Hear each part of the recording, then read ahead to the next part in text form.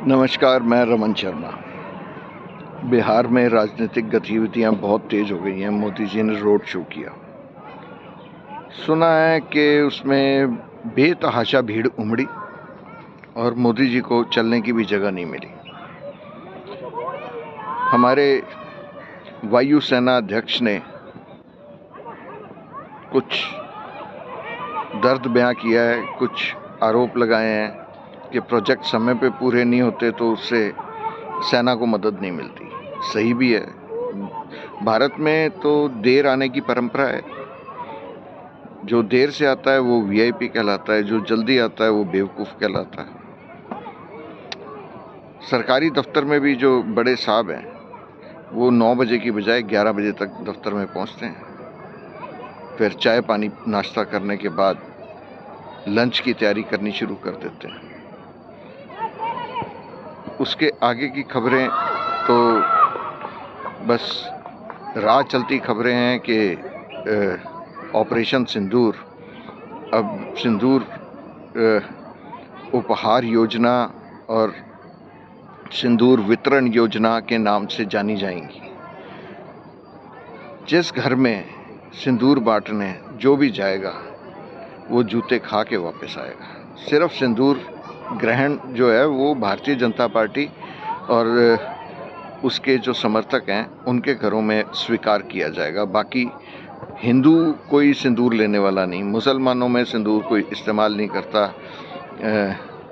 तो यही कथा बची है।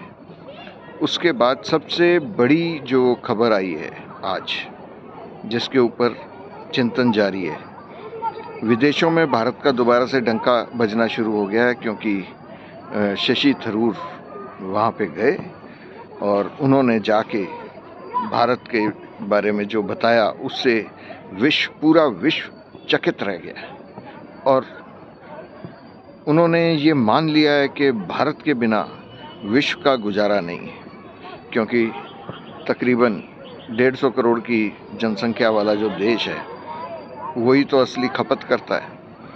चाइना और भारत, इन दोनों की जो संख्या है, जनसंख्या की संख्या, वो पूरे विश्व के बराबर है।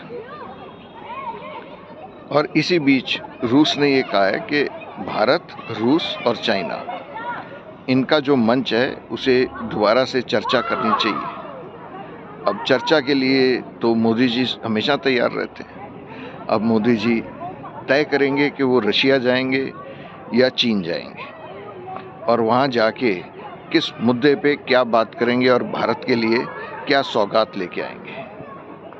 पाकिस्तान ने रूस से 22,000 करोड़ रुपए के हथियार खरीद लिए।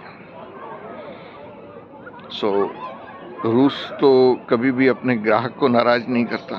पहले भारत सबसे बड़ा ग्राहक होता था रूस का, लेकिन बीच में मोदी जी ने नया व्यापारी तलाश लिया, फ्रांस, तो थोड़ी सी गफलत पैदा हो गई। लेकिन दोबारा से फिर से शुरुआत करने की तैयारी है। लेकिन देश के अंदर अंधभक्त, संघ के कार्यकर्ता और भाजपाई, इन सभी ने ये मान लिया है कि हम भारत को युद्ध में हरा चुके हैं और अब आतंकवाद खत्म हो चुका है।